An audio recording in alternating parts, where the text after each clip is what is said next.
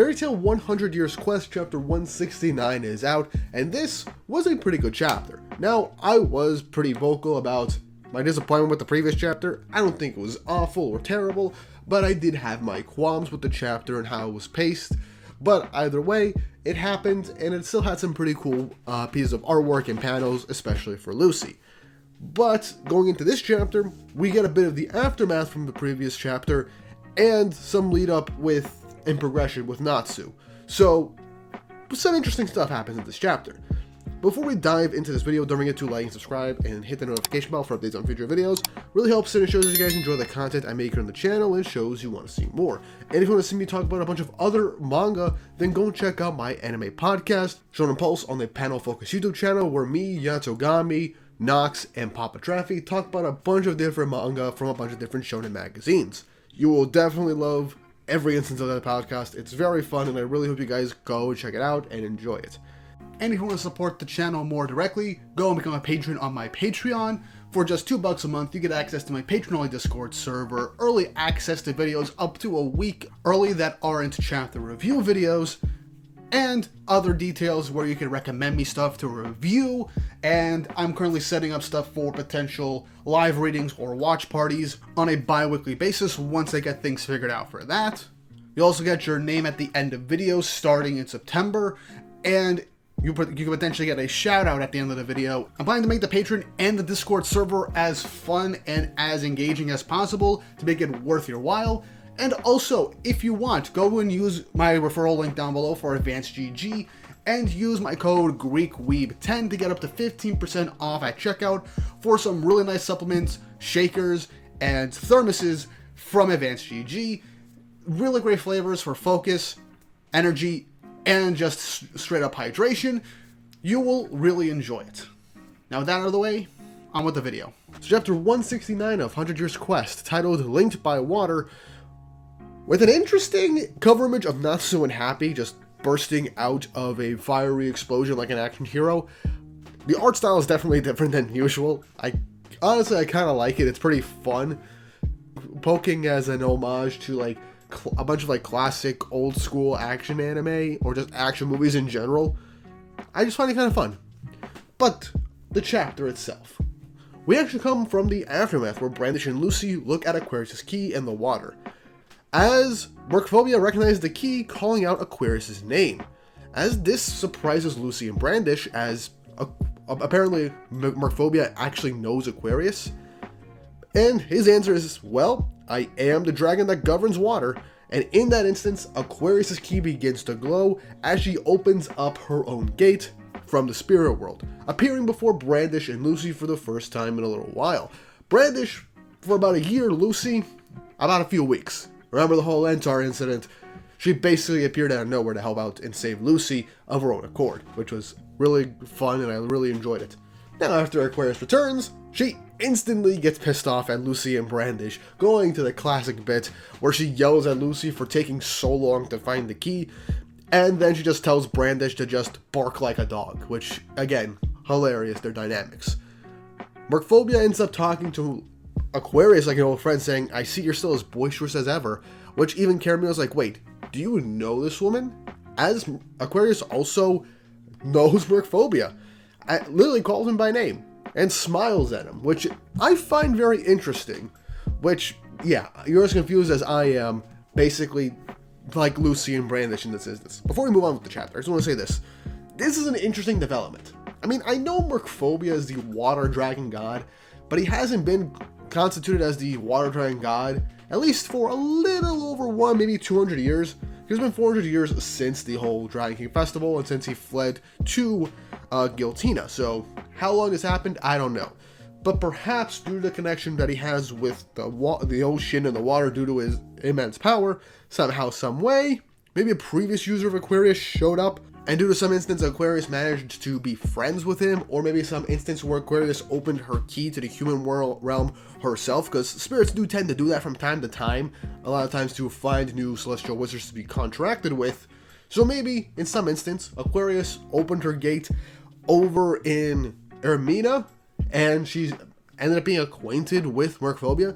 This is this is probably some sort of retcon on Mashima's part, or he's gonna tie this into the main story from the OG in some way, shape, or form that makes sense and doesn't contradict anything. Honestly, I don't think the two of them knowing each other really contradicts anything, and I do hope that this established connection that the two previously had ends up being elaborated on probably next chapter, because this does seem to be something important. Because look, most of the time Majima doesn't introduce concepts and just characters knowing each other for nothing. He tends to come back to these things, and based on Aquarius being here and most likely being set up to end up being determined who her new celestial spirit wizard is, whether she stays with Lucy or goes with Brandish, is still up in the air. So I'm curious to see what this plays into it. My thoughts, it's interesting. I'm going to wait and see how this plays out before I give any judgment on the matter. Now then, let's move on with the chapter, as we then smash cut to Natsu still fighting Brian as he gets pushed back, with Brian just being maniacal, laughing at Natsu. And Natsu just gets up saying he's good. Brian being all high off of being dragonified and turned into a dragonized wizard is incredibly cocky. But Natsu ends up telling him that turning into a dragon, don't you think that was a pretty screwed up thing on your part? As then Happy ends up stating, dragons' lungs breathe fire, their scales melted, their claws are writhed in it. Ancient anti-dragon magic. That's what Dragon Slayer magic is. As Natsu then charges up a purgatory slashing dragon fire at Brian, knocking him back, dealing an immense amount of damage. Now, before I continue on, first off, what Happy just did in this instance is literally the exact same dialogue, more or less framed the exact same way like in Chapter 1 of the original Fairy Tail series, where we got introduced to Natsu, his abilities as a Dragon Slayer in the exact same manner, hyping up anti-dragon magic, Dragon Slayer magic. And I just found this is a really nice callback to Chapter 1. I love that instance, anime manga. I think it hits every time with Natsu revealing his Dragon Slayer magic. It's awesome, and I love it. But this is also an interesting thing, because this confirms that the entire time Natsu's been fighting Brian up to this point, and perhaps every single instance he uses just fire magic in general, he isn't automatically using Dragon Slayer magic. He's using base fire magic, which is interesting because this is the first time he name drops a fire dragon attack or a Dragon Slayer attack outside of every other time we've seen him in this fight with Brian, and even in the OG series. Because once Natsu pulls out a named fire dragon attack, he instantly does a decently good amount of damage to Brian now that he's a dragon. So this confirms that Natsu isn't always just boosting out fire dragon magic all the time. This showcases that he himself is just swapping between the two and is only bringing in 2 fire dragon magic because it's his strongest magic when he gets serious. This explains a lot of stuff that happens throughout the story, because with Natsu now, if he just does base fire magic, it's not Dragon Slayer magic, so it's not going to be as strong. And once he goes into Dragon Slayer magic, it's immensely more powerful, especially because it's lost magic. So, whether this is a bit of a thing where Mashima is going to be elaborating why in certain fights Natsu isn't dealing as much damage, at least until later on in a fight, this is probably a confirmation that Natsu not using Dragon Slayer magic all the time is a thing. And that could be a thing for every other Dragon Slayer for all we know. And that is a very interesting thing to add into the story, and recontextualizes every fight that Natsu has ever been in. But I'm going to leave that up to you guys for interpretation, because this, from where it's leading off, is the case. Natsu's been fighting Brian with just base fire magic, and once he used fire dragon magic, it actually dealt some damage to him. But yeah, that 2-page spread of Natsu using that dragon slash attack, beautiful. Brian gets knocked onto the ground as Natsu asks where Ignia is, but Brian smirks, gets back up, and lunges at Natsu, trying to eat his hand.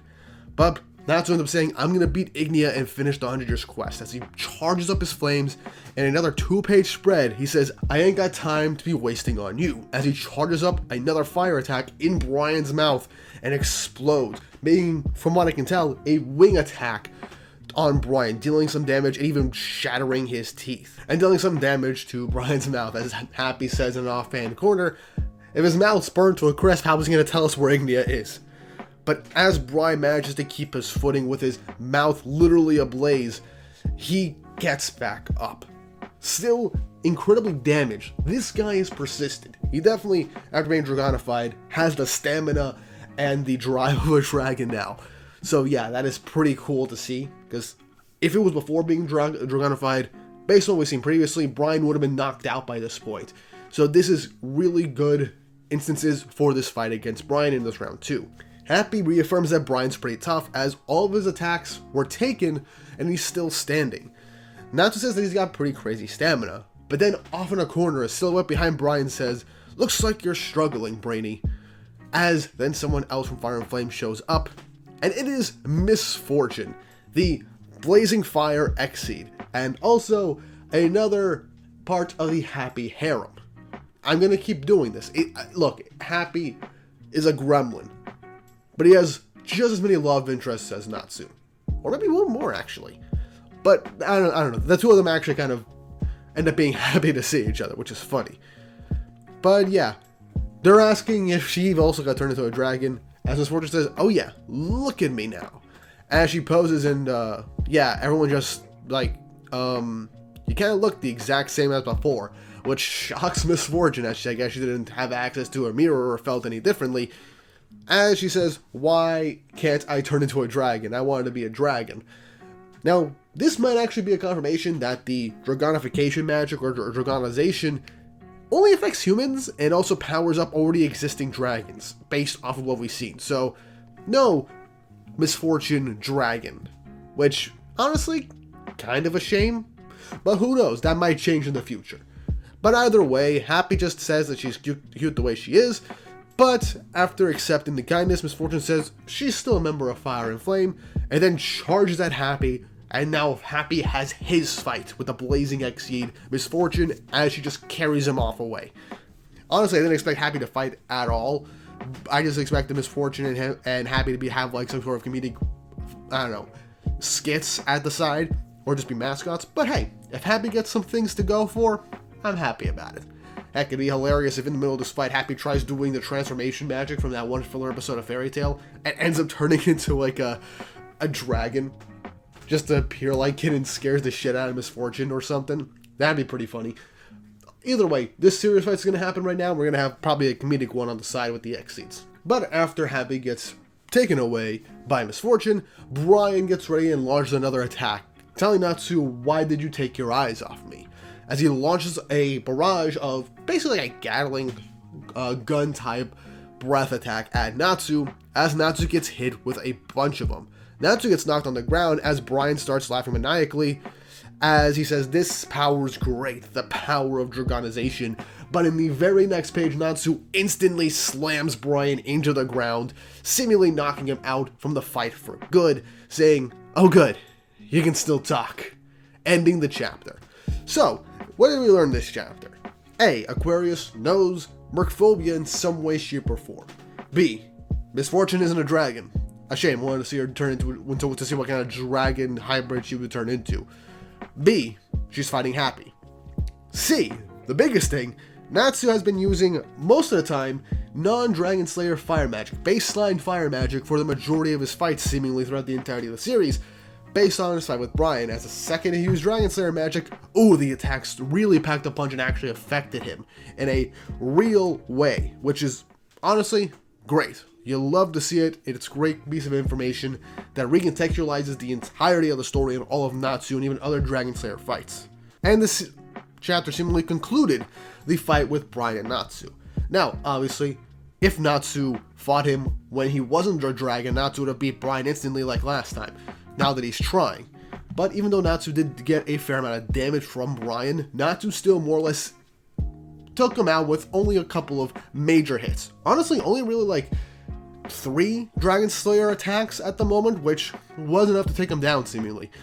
Now, next chapter, we'll probably get information on where Igni is heading. We'll probably check in on the Aquarius stuff, the other Dragon Lacrima, and what's going on with the Dragon Gods and those members of Team Fairy Tail. Maybe Diablos will check back in, and maybe we'll see what's going on with the Irrational Sext, and maybe a check-in or a meetup with Ferris and Ignia to see where that's going to lead.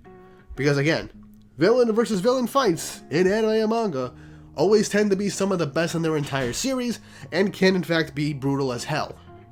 But that's the chapter. I'm happy that we got this information about Natsu. I'm happy that the fight with Brian is taken care of, and the Aquarius stuff interests me a lot. But that's really all I gotta say about this chapter for the time being. What do you guys think? Leave your thoughts and opinions in the comments section down below. And if you haven't already, like, subscribe, and hit the notification bell for updates on future videos. It really helps, and it shows you guys enjoy the content I make here on the channel and shows you want to see more. And with all that said and done, I hope you all have an awesome day.